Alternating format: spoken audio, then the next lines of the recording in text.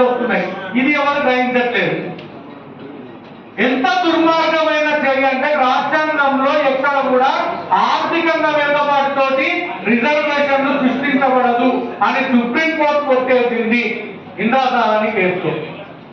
సామాజిక వెనుకబాటుతనం ఏదైతే అనుభవిస్తున్నాయో ఆ కులాలకు మాత్రమే రిజర్వేషన్లు ఇవ్వాలి అని స్పష్టంగా రాజ్యాంగంలోనే ఇంద్రాసాని కేసులో కూడా చెప్పిండు. 50% క్యాప్ కూడా అప్పుడే వాళ్ళు ప్రతిపాదించింది. ఇవన్నీ తెలుసు. మరి 50% క్యాప్ ఉన్నాక ఇలా ఈడబ్ల్యూఎస్ స్పెషల్ కోటా కింద 10% ఎక్కువ ఇచ్చింది.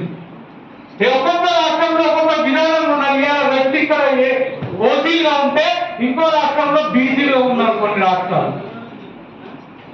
ఇక్కడ ఉన్న మున్నూరు కాపులు బీసీలు ఉంటే పక్క రాష్ట్రంలో ఓసీల జాబితాలు ఉన్నారు. ఇట్లా ఒక్కొక్క రాష్ట్రంలో ఒక్కొక్కలా ఉన్నారు. కాబట్టి కేంద్రం ఏం చెప్పింది, రాష్ట్రాలనే మీరు ఆ రిజర్వేషన్ ప్రకటించుకోండి అని చెప్పింది. 1 నుండి 10% మాత్రమే అన్నారు. అంటే మీ జనాభా 1 ఉంటే 1 వేయాలి, 2 ఉంటే 2 వేయాలి, 10 ఉంటే 10 ఇవ్వాలి అని చెప్పింది.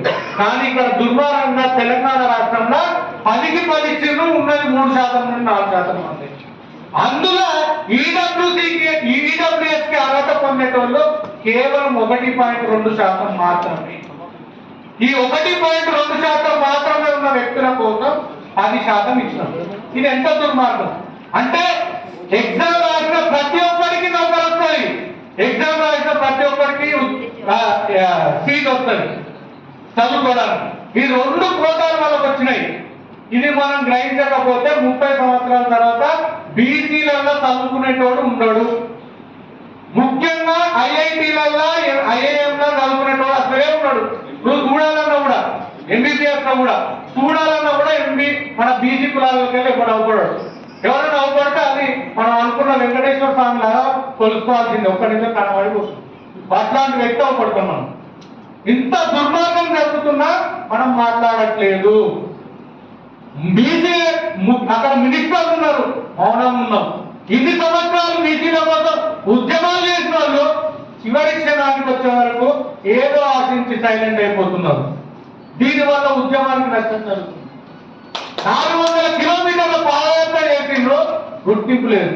ఇవాళ ఎస్సీల కోసం ఏదైనా ఉద్యమం జరిగితే ఉద్యోగస్తులు నెల జీతంలోకి వెళ్ళి 1 రోజు జీతానికి కేటాయిస్తున్నారు. వాళ్ళ నాయకులు, ఎమ్మెల్యేలు, ఎంపీలు వాళ్ళందరూ వాళ్ళ జీతాలకు వెళ్ళి కొంత ఆ ఉద్యమానికి కాంట్రిబ్యూట్ చేస్తున్నారు. కానీ బీసీల ఉద్యోగస్తులు, బీసీల ఎమ్మెల్యేలు, ఎంపీలు మీ జీతాలు ఒక నెల జీతాలు, 1 రోజు జీతాలు ఈ ఉద్యమాల కోసం ఖర్చు పెట్టాం. ఎంత పెద్ద ఉద్యమం నడిపేయగలుగుతున్నాం చేసి చూపెడతాం. ఇవాళ మా వెనకాల బలం అవపడుతుంది, అవపడినట్టు అవపడుతుంది. అంటే ఒక మిర్రర్లో చూస్తే అది చూసినట్టు బలం పడుతుంది, మళ్ళీ ఎంత చూస్తే ఆ బలం మొత్తం అవుతుంది. కేవలం ఆర్థిక మూలాలు లేకపోవడం వల్లనే బీసీ ఉద్యమం వెంటబడుతుంది. ఇది నిజం. ప్రతి ఒక్కరికి ఉద్యమం చేయాలన్న శక్తి ఉన్నది, అన్నున్నాయి. కానీ ఆర్థిక మూలాలు ఇంటికాడికి పోతే పిల్లం పిల్లలు ఉంటారా, మనకు అటు చూస్తే కష్టాలు, ఎటు చూసినా మనం శ్రామిక కులాలు కాబట్టి ఆర్థికంగా బలం లేదు. ఈ ఆర్థికంగా బలం లేని వాళ్ళకు నాలెడ్జ్ ఉన్నాడు అనుకో, ఎటు లేని సాగు. ఎందుకంటే స్వతంత్ర ఉద్యమం కాదు ఇప్పటి వరకు ప్రతి ఉద్యమంలో చచ్చిపోయిన వాళ్ళందరూ బీసీలే. మంది కోసం చచ్చిపోయినాం, మంది కోసం మాట్లాడినాం. ఇప్పుడు మన కోసం మనం మాట్లాడతాం. మన బతుకమ్మ పాట రాసిన సార్, అలా ఉన్న 3 లైన్లు చెప్తా. ఇప్పుడు కాకుండా ఇంకెప్పుడు అడుగుతావు, అసలు ఈడబ్ల్యూసీ కోట ఎవరు ఇవ్వమన్నారు మిమ్మల్ని అంట. ఈడబ్ల్యూసీ కోట ఎవరు ఇవ్వమన్నారు ఇయ్యాలో, మీరే మాకు అధికారం ఇచ్చింది ఇయ్యాలో, అందుకే మేము ఇచ్చుకుంటాము ఇయ్యాలో. మాకెవరి చెప్పాల్సిన అవసరం లేదు ఇయ్యాలో. మరి మీకెవరి అధికారం ఇచ్చిందంటే మీరే ఇచ్చిందని చెప్తాను వాడు. ఇక మనం అడిగిన ఇప్పుడు చదువుకోతాను ఉయ్యాలో, ఇక ఉద్యోగాలు కనుమరుగైపోతుంది ఉయ్యాలో, ఇక రాజ్యాధికారం నేను ఉండదు ఉయ్యాలో అంత ఆడుకుంటున్నాను.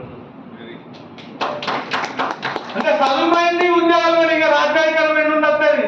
ఈ సోయి మన వాళ్ళకి రాకపోతాననే మా బాధ. ఇక నేను ఎక్కువ మాట్లాడదలుచుకోలేదు. థ్యాంక్ యూ అన్న. ఎందుకంటే ఆర్టికల్ 15 క్లాస్ 6, ఆర్టికల్ 16 క్లాస్ 6 లో మన దుర్మార్గంగా అసలు మన రాజ్యాంగంలో ఆ పాయింట్ లేకున్నా కూడా తీసుకొచ్చి టెక్నికల్ గా పాయింట్ పెట్టి ఈడబ్ల్యూఎస్ కోటాను ఇంప్లిమెంట్ చేసిండ్రు. దీని మీద పోరాటం చేయాలి. లేకపోతే ఓబీసీలను ఈడబ్ల్యూసీ కోటాలో అర్హులుగా ప్రకటించాలి. ఈ రెండే నినాదం. ఒకటి ఈజీఎంసీ కేసు కోటాన్ని రద్దు చేయాలి, అలా బీసీలకు ఆధారంగా కల్పించాలి. థ్యాంక్ యూ, ధన్యవాదాలు.